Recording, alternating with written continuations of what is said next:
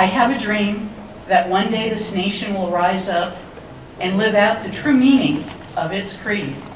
I have a dream that my 4 little children will one day live in a nation where they will not be judged by the color of their skin, but by the content of their character.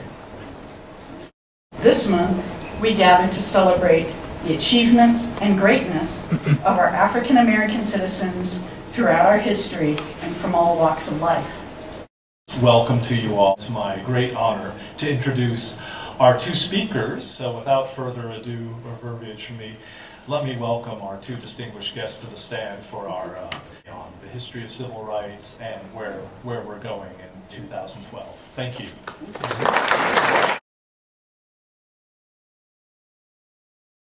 I have worn so many winters out and know not what to call myself. So I thought it might be interesting to look at the dozen or so public names that people of sub-Saharan African ancestry have called themselves in the United States over the last 200 years. As late as 1890, the census of the United States had 4 different categories. One was Negro, right, for someone who was a full Negro. Mulatto, someone like President Obama would have been classified as a mulatto, that is, a person who had 1 white parent and 1 black parent. If Barack Obama had married someone white and they'd had a child, that child would have been called a quadroon and listed that way in the census. And if that white child, continuing in the family pattern, had married someone white and had a child, that child would have been called an octoroon, 1/8 part. Now, we don't use these terms anymore. And Negro was the polite word. This was the word we were taught to use in school, Negro with a capital N. Okay.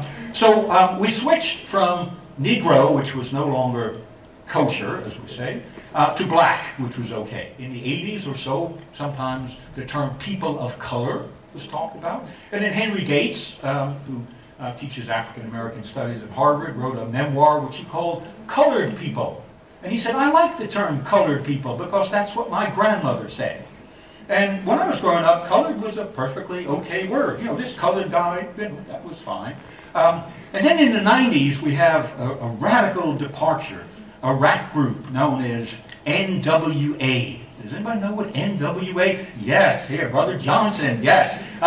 Well, they brought a word into the language, which is sometimes, a professor of Harvard, Randall Kennedy, wrote a book in 2002 called Nigger, the strange history of a troublesome word.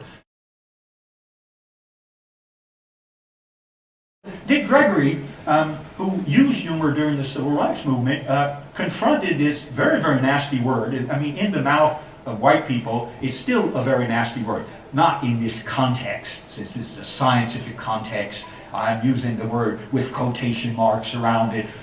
But the word, when this group, niggers with attitude, and of course they're not just niggers, they're niggers with attitude. And attitude means, it's sort of like a chip on your shoulder. I mean, you're aggressive. This is not, humble. And so this word, of course, had come into usage, and Professor Kennedy's book tries to deal with the various nuanced usages of this word. But of course, today in normal academic environment, African American is used. If I were to give a talk at American University and say Negroes, how would people react? Not well. Not good. I'd say, well, I would say half the prison population in the United States is Negro. The search for a term that doesn't have negative connotations. Of course, for someone my age, Negro doesn't have any negative connotations. For Martin Luther King, it was the polite word. But people of African ancestry, even during slavery time, used some humor as a form of psychological defense. And these were stories or jokes that they told among themselves. One where he goes into a restaurant and the waitress says to him, "We don't serve Negroes." And he says, "Oh, that's all right, I don't eat them." No matter what you accomplished, you still had this category thrust on you. And so he told us one joke, which is an in-joke, and again, may not be funny to many of you.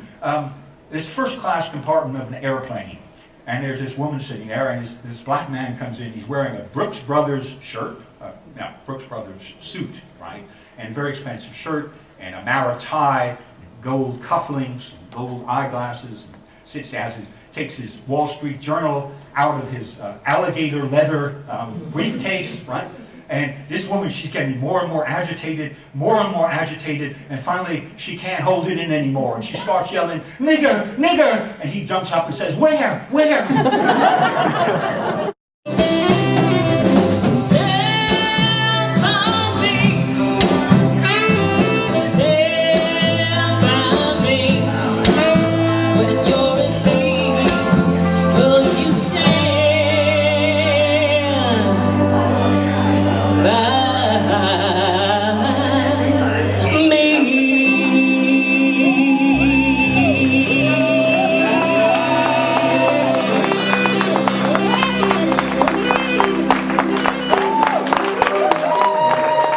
Yeah.